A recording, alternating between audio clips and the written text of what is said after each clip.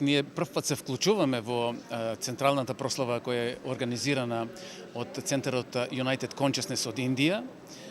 И таа чест ни припадна токму на Сдруженијето Йога Сонце Сурје од Струмица, пратејќи ги моите претходни настапи на меѓународна сцена, имено на Европскиот йога форум.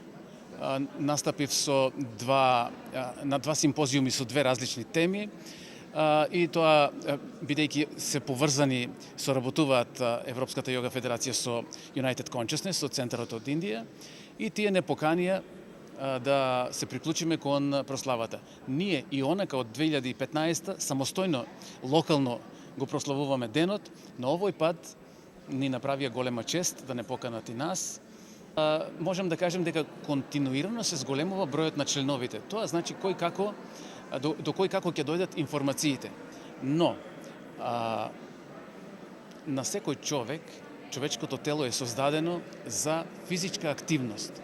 Значи, некој му прави задоволство да игра фудбал, тенис, пливање, некој да трча, велосипедизам и така натаму.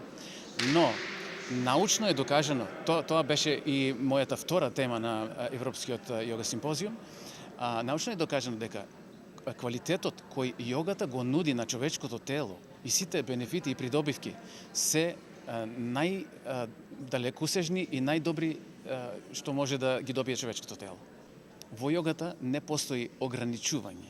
Например, може да практикуваат и најмладите, како деца кои се уште не проодиле, или може и најстарите,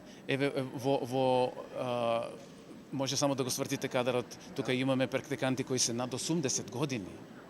Ви се молам, значи кој спорт тоа ќе го дозволи?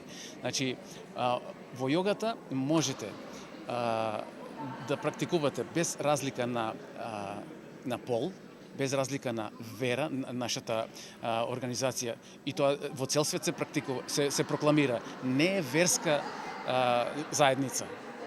Значи, ние работиме за подигнување на енергијата, подигнување на кондицијата, зголемување на еластичноста, смирување на умот. Зошто ни треба смирување на умот? Затоа што кај секој од нас, поради разни обврски, тоа ни го налага урбаниот начин на живот.